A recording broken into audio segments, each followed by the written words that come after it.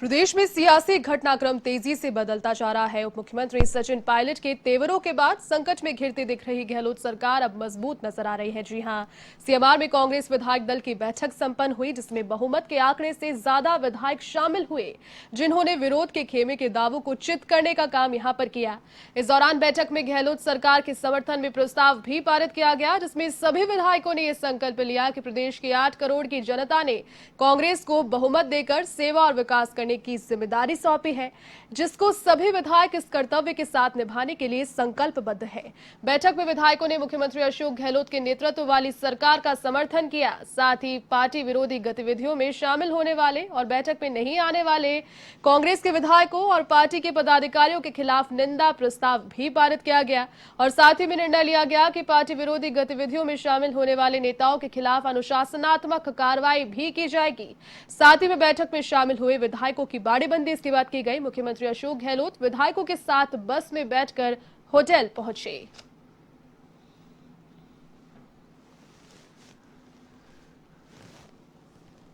जो भी कोई पाप करेगा उसको पाप का जवाब देना पड़ेगा। हानि, लाभ, यश, अपमान, जय, पराजय सब विधि आकर सुदर्शन चक्र वाले के हाथ में। हम ठाकुर जी के भक्त हैं। अशोक चक्र चलेगा या तो अशोक चक्र चलेगा। सुदर्शन चक्र वाले का आशीर्वाद हमारे हाथ में है।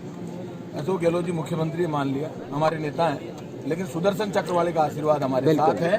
भगवान की जब आप ये इनकम टैक्स की सुन लो, इनकम टैक्स आ गई, अभी सीबीआई और ईडी का आना बाकी है, उनको भी लिया हो। किसको डरा रहे हैं? ये राजस्थान की धरती है, माणा प्रताप और पन्ना दाई की धरती है। लड़ना और मरना आता है। और इस वक्त भारतीय जनता पार्टी का असली चेहरा पूरा देश देख रहा है। पूरे देश को ये समझ लेना चाहिए, मेरा भी पकड़ लो। पैसे के दम पर मध्य प्रदेश की सरकार को गिराती है, बीजेपी पैसे के दम पर राजस्थान की सरकार को गिराना चाहती है। सर इधर भी। जो पैसे के दम पर बीजेपी पाप कर रही है, उस पाप का हिसाब हिंदुस्तान की जनता लेगी। राजस्थान में मुख्यमंत्री अशोक गहलोत ने बाजी पलट दी है। उप मुख्यमंत्री सचिन पायलट की बगावत से गहलोत सरकार पर छाए संकट के बादल फिलहाल छटते हुए नजर आ रहे हैं। मुख्यमंत्री आवास के अंदर गहलोत ने अपने समर्थक विधायकों की मीडिया के सामने सबसे पहले परेड कराई। गहलोत खेमे ने यह दावा किया कि उनके पास 109 विधायक है, यानी कि बहुमत के आंकड़े 101 से ज्यादा ही है। हालांकि सचिन पायलट का यह कहना है कि उनके पास 25 विधायक है, लेकिन फिलहाल अशोक गहलोत की जो सरकार है वो बचती हुई नजर आ रही है। राजस्थान की लड़ाई को रोकने के लिए प्रियंका गांधी भी उतर आई। बता दें कि मुख्यमंत्री अशोक गहलोत और पायलट को समझाने की वो कोशिश कर रही है। साथ ही में कांग्रेस विधायक दल की बैठक के बाद सभी 4 बसेस से विधायकों को होटल ले जाया गया। इस दौरान मुख्यमंत्री अशोक गहलोत और कांग्रेस विधायक विक्ट्री का साइन करते हुए नजर आए।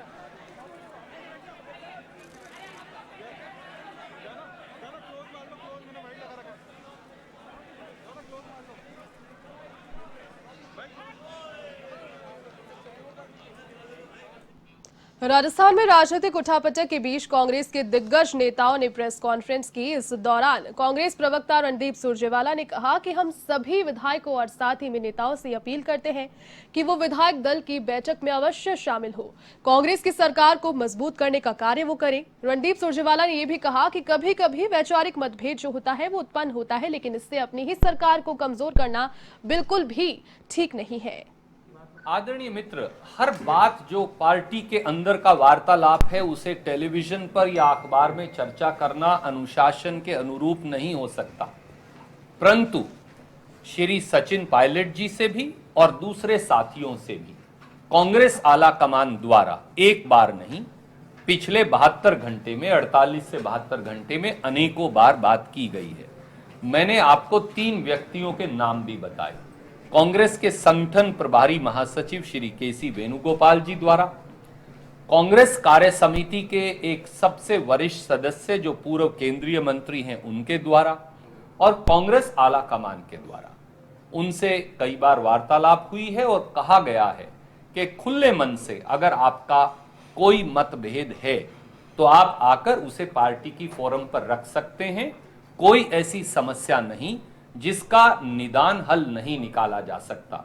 हम समेत सचिन जी के कांग्रेस पार्टी के हर विधायक का सम्मान करते हैं। वो हमारे साथी हैं, वो हमारे अपने हैं, वो हमारे परिवार के सदस्य हैं।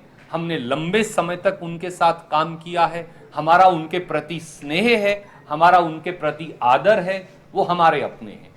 और अगर परिवार का कोई सदस्य नाराज हो जाए तो वो परिवार को गिराता नहीं, वो परिवार से रुष्ट होकर अपना गुस्सा प्रकट कर माँ बाप के साथ बैठकर, चाचा ताऊ के साथ बैठकर, परिवार के साथ बैठकर उसका हल निकालता है। कांग्रेस पार्टी के दरवाजे खुले मन से मैं कह रहा हूं अजय माखन जी की ओर से और प्रभारी महासचिव पांडे जी की ओर से और सोनिया जी और राहुल जी की ओर से कि वो सचिन जी हों या दूसरे विधायक हों, उनके लिए कांग्रेस के दरवाजे खुले हैं। पार्टी फोरम पर अपनी बात रखें, हम उनकी हर बात का हल निकालने के लिए खुले मन से तैयार हैं। और अब खबर राजधानी जयपुर से। होटल फेयरमाउंट में कांग्रेस के विधायकों की बाड़ेबंदी। विधायकों के साथ में मुख्यमंत्री अशोक गहलोत भी खुद मौजूद हैं होटल में। मुख्यमंत्री अशोक गहलोत ने विधायकों के साथ में लंच वहां पर किया। मुख्यमंत्री अशोक गहलोत होटल में वरिष्ठ नेताओं के साथ फिलहाल चर्चा कर रहे हैं। सियासी घटनाक्रम को लेकर आगे की रणनीति पर कार्य भी शुरू हो गया है। गहलोत ने विधायकों और मंत्रियों को दी है अलग अलग जिम्मेदारियां।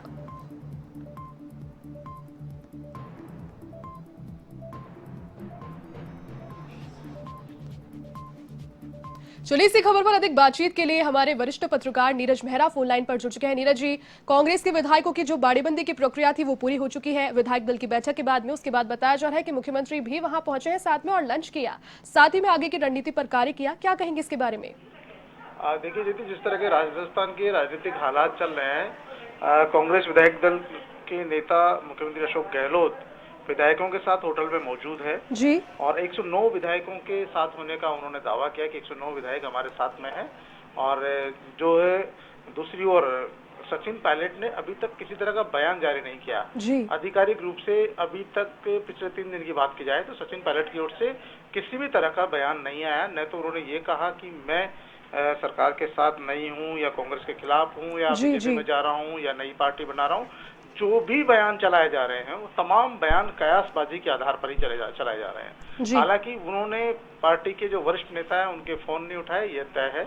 और जैसा कि खुद पांडे ने, अविनाश पांडे जी ने कहा है, सुरजेवाला ने कहा कि हम लगातार सचिन पायलट से प्रयास की कोशिश कर रहे हैं, संपर्क करने का कोशिश कर रहे हैं, लेकिन उनसे बातचीत नहीं हो पाई है। लेकिन सचिन पायलट ने, जो मीडिया फ्रेंडली माने जाते हैं, अभी तक किसी टीवी चैनल पे या किसी समाचार पत्र में भी इस तरह का कोई बयान जारी नहीं किया है कि वो किस बात को लेकर नाराज है या उनकी नाराजगी क्या है, या वो दूसरी पार्टी बनाएंगे या वो किसी पार्टी में शामिल होंगे या वो वापस कांग्रेस में बने रहेंगे। सूत्र ये भी कह रहे हैं कि उनकी दिल्ली में राहुल गांधी और उनसे बातचीत हो रही है और जल्दी ही कोई सुलह इस बात की निकल सकती है। तो तमाम तरह की चीजें आ रही है, लेकिन फिलहाल सबसे बड़ी चुनौती मुख्यमंत्री अशोक गहलोत के सामने है कि वो अपनी सरकार बचाने के लिए जो 108-9 विधायकों का दावा कर रहे हैं उनको अपने साथ बना के रखें। किस तरह से वो उनको बना के रखते हैं ये उनके ऊपर निर्भर करता है। हालांकि पूरे विधायकों ने एक स्वर में उनको अपना नेता माना है और कहा है कि सब लोग जो है अशोक गहलोत के साथ है। और इसमें निर्दलीय विधायक भी शामिल है, कांग्रेस पार्टी के विधायक भी शामिल है, बीटीपी के विधायक भी शामिल है, बसपा के विधायक भी शामिल है और अन्य विधायक भी उनके साथ शामिल है। तो ऐसे में सबसे बड़ी चुनौती उनके सामने है और इसीलिए उनकी बाड़ेबंदी की गई, कहीं उनमें से टूट फूट नहीं हो, कुछ विधायक इधर उधर नहीं चले जाए। दूसरा, सीपीआईएम ने भी एक प्रेस नोट बयान जारी करके कहा है कि राजस्थान में जिस तरह से भारतीय जनता पार्टी लोकतांत्रिक रूप से निर्वाचित सरकार को गिराने का षड्यंत्र कर रही है, उसे लोकतंत्र की हत्या करार दिया है। उन्होंने साफ तौर पर जो माकपा के सचिव है, राज्य सचिव है अमरा राम ने एक बयान जारी करके भारतीय जनता पार्टी को इस पूरे मामले में कटघरे में खड़ा किया है। उन्होंने कहा कि अब सरकार की जो केंद्र सरकार की नीति बन गई है कि कहीं भी दूसरी गैर भाजपाई सरकार चले उसको अलोकतांत्रिक तरीके से संविधान को ताक पर रखते हुए इस लोकतंत्र की हत्या करने का प्रयास किया जाता है। तो इसकी हम निंदा करते हैं और ये इस देश में चलने वाला नहीं है, क्योंकि इससे पहले भी भारतीय जनता पार्टी ने कर्नाटक में, गोवा में, मध्य प्रदेश में निर्वाचित राज्य सरकारों को खुलेआम विधायकों की खरीद फरोख्त की है और वहां की सरकारों को गिराया है। राजस्थान में भी इस तरह का घृणित प्रयास किया जा रहा है जो उचित नहीं है, ठीक नहीं है। जो है सीपीआईएम इस जो प्रयास है उसकी निंदा करती है। साथ ही उन्होंने आज 2 दिन में आयकर विभाग के छापे हुए थे मुख्यमंत्री अशोक गहलोत के नजदीकी लोगों के, राजीव अरोड़ा, धर्मेंद्र राठौड़, उनके जो छापे की कार्रवाई हुई है उसकी भी निंदा की है। और माकपा विधायक रहे अमराराम ने कहा कि इस तरह से डराकर आयकर विभाग, ईडी, सीबीआई के दुरुपयोग करके मतलब लोकतांत्रिक रूप से चुने हुई सरकारों को डराने का काम केंद्र सरकार को बंद कर देना चाहिए, भारतीय जनता पार्टी को बंद कर देना चाहिए। तो कहीं न कहीं जो है अब एक जो कांग्रेस के भले ही समर्थन में नहीं रहते हों, लेकिन जो धर्मनिरपेक्ष पार्टियां हैं वो भी एक तरह से कांग्रेस पार्टी का इस मामले में समर्थन कर रही है और खुलकर साफ तौर पर कहीं भी केंद्र सरकार को, भारतीय जनता पार्टी को कटघरे में खड़ा कर रही है कि इस तरह का कुत्सित प्रयास उनको नहीं करना चाहिए और लोकतांत्रिक जो चुनी हुई सरकार है, जो सही काम कर रही है, चल रही है, उसको गिराने का प्रयास कहीं नहीं किया जाना चाहिए। जय हिंद। बिल्कुल बिल्कुल, तमाम जानकारी के लिए, बातचीत के लिए बहुत शुक्रिया नीरज जी। और प्रदेश में सियासी उठापटक के बीच आयकर विभाग की ताबड़तोड़ छापेमारी जारी है। जी हां, जिसमें कांग्रेस नेता राजीव अरोड़ा और धर्मेंद्र राठौर के साथ कोठारी ग्रुप के ठिकाने भी शरीक है। मिली जानकारी के अनुसार आयकर विभाग ने रात 9 बजे अपने करीब 150 से अधिक अधिकारी और कर्मचारियों की 22 टीम्स तैयार की। इसके बाद करीब 100 गाड़ियों का इंतजाम किया गया और देर रात 2 बजे से 3 बजे के बीच में एक साथ 24 ठिकानों पर छापे मारे गए। इसमें केंद्रीय सुरक्षा बलों को सुरक्षा के साथ लिया गया। बता दें कि राजीव अरोड़ा कांग्रेस के पुराने नेता हैं और धर्मेंद्र राठौर भी कांग्रेस के नेता हैं। इसलिए माना जा रहा है कि प्रदेश में ताजा राजनीतिक हालातों के चलते आयकर विभाग की कार्रवाई हुई है।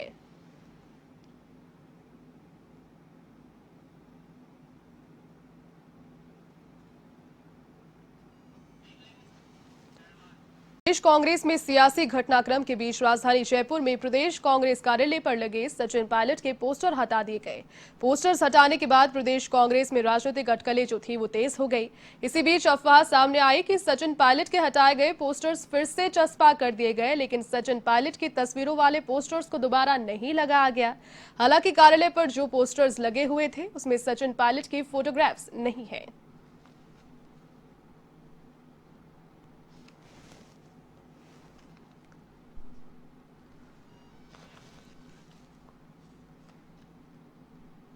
विधायकों की खरीद फरोख्त के मामले में पूरे राजस्थान में सियासत जो है वो अपने पूरे चरम पर है। इसी सियासत के बीच कांग्रेसी समर्थकों ने खासा विरोध भी जाहिर किया। इसी विरोध के चलते जयपुर कलेक्ट्रेट स्थित चौराहे पर प्रधानमंत्री नरेंद्र मोदी का पुतला दहन किया गया और भाजपा के खिलाफ जमकर नारेबाजी भी की गई।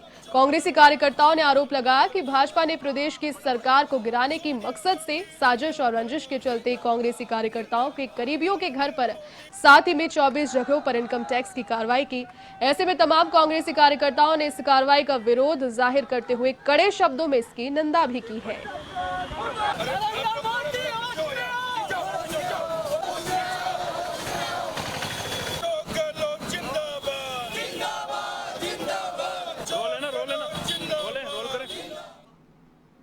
राजस्थान में सियासी घमासान के बीच प्रदेश सहित देश भर में आयकर विभाग ने ताबड़तोड़ कार्रवाई की। ऐसे में कोटा में भी और मेटल्स पर भी आयकर विभाग की टीम पहुंची और छापेमार कार्रवाई करना प्रारंभ किया है। आयकर विभाग की इस कार्रवाई से अघोषित संपत्तियां उजागर हो सकती है।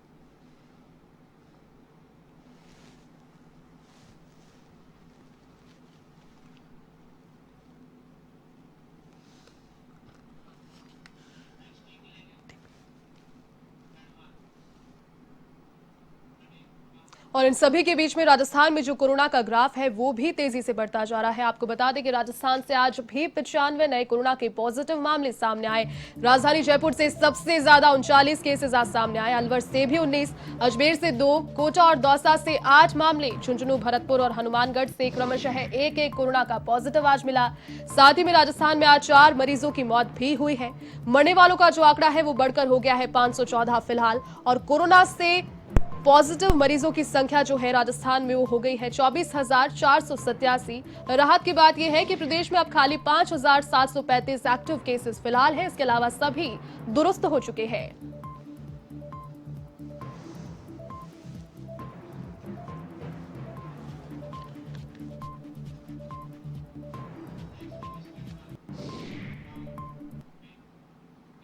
सीबीएसई बोर्ड ने 12वीं कक्षा का रिजल्ट जारी कर दिया है। बोर्ड की ओर से मिली जानकारी के अनुसार इस साल सीबीएसई 12वीं की परीक्षा में 88.78% स्टूडेंट्स जो है वो पास हुए।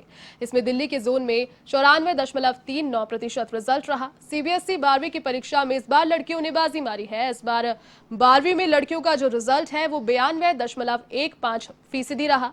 इस साल सीबीएसई 12वीं में स्टूडेंट्स का पासिंग परसेंटेज पिछले साल के मुकाबले 5.38% ज्यादा रहा। पिछले साल कुछ 83.40% स्टूडेंट्स जो थे वो पास हुए थे।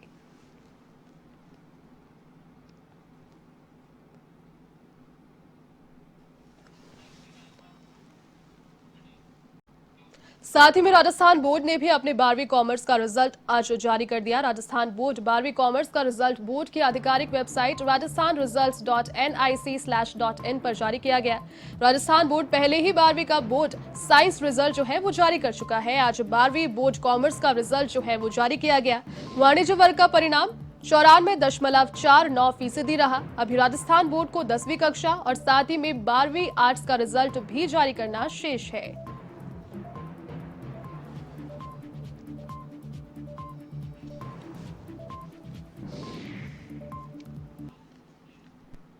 धौलपुर जिले के सरमथुरा थाना पुलिस ने 2 शातिर बाइक चोर को गिरफ्तार किया है और साथ ही में आधा दर्जन से अधिक बाइक चोरी जो थी उन्हें जब्त किया।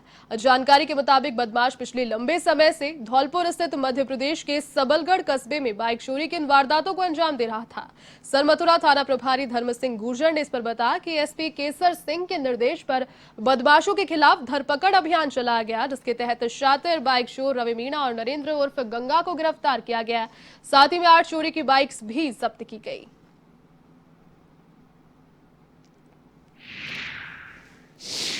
कल दिनांक 12/7/2020 को टीम द्वारा मुखबिर सूचना पर 2 शातिर वाहन चोर रवि मीना निवासी डोगमई एवं नरेंद्र उर्फ गूंगा मीना निवासी बड़ा गांव को गिरफ्तार किया गया है, जिनके कब्जे से 8 चोरी की मोटरसाइकिल, 2 अपाचे, 1 यामा R15, 3 डिलैक्स, 1 पैशन प्रो एवं 1 स्प्लेंडर बरामद की गई है। दोनों वाहन चोरों के खिलाफ अनेक आपराधिक प्रकरण दर्ज हैं एवं बाड़ी, सरमथुरा, मासलपुर, MP सबलगढ़ में चोरी की वारदातों को अंजाम देते हैं।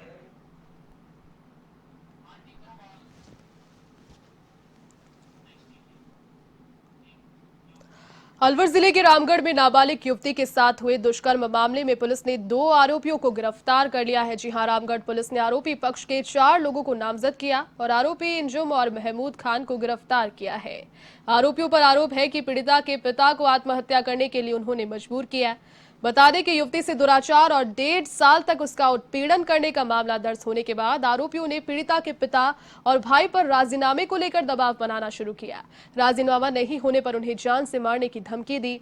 इन सभी चीजों से तंग आकर पीड़िता के पिता ने सुसाइड कर लिया। तो वहीं इलाके में कई जनप्रतिनिधि भी पीड़िता के परिजनों से मिलने पहुंचे थे।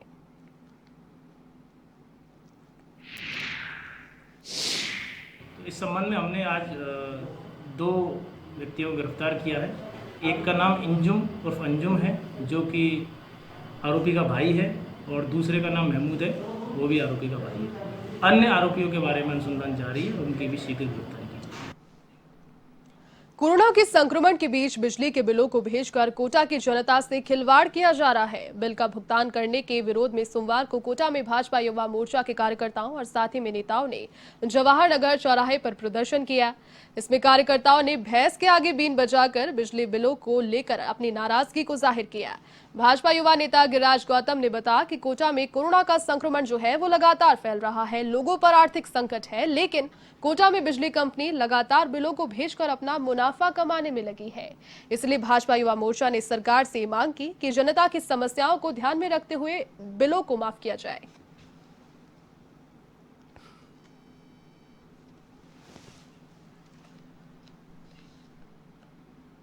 खबर झालावाड़ के झालरा पाटन से है, जहां पर अधिशासी अभियंता राजेंद्र कुमार ने ग्राम विकास अधिकारी एलडीसी सहित संबंधित कर्मचारियों की समीक्षा बैठक ली, जिसमें स्वच्छ भारत मिशन, शौचालय निर्माण, आवास योजना, नरेगा योजना सहित विभिन्न विकास कार्यों की समीक्षा की गई और आवश्यक दिशा निर्देश भी दिए गए।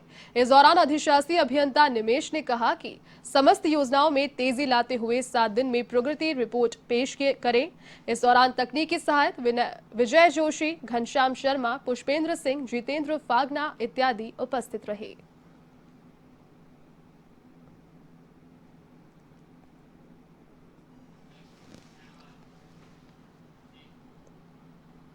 सुमेरपुर उपखंड के पावा ग्राम पंचायत में सोमवार को स्वच्छ भारत अभियान में सफाई अभियान शुरू हुआ। ग्राम विकास अधिकारी सुरेश राजपुरोहित ने बताया कि अभियान में गांव के मुख्य सराय और गलियों की सफाई की जा रही है।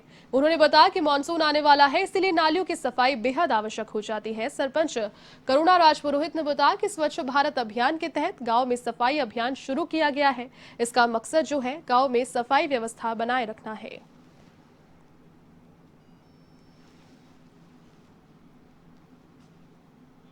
खबर बांदीकुई के गुठलिया राजकीय स्कूल से है, जहां 12वीं कक्षा के विज्ञान संकाय में स्कूल का 100% परिणाम रहा।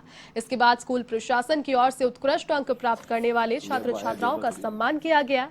प्रधानाचार्य सुनीता मीणा ने बताया कि विज्ञान वर्ग में कुल 34 स्टूडेंट्स अपीयर हुए, जिसमें से 17 छात्राएं माफ कीजिएगा और 17 छात्र भी सम्मिलित हैं।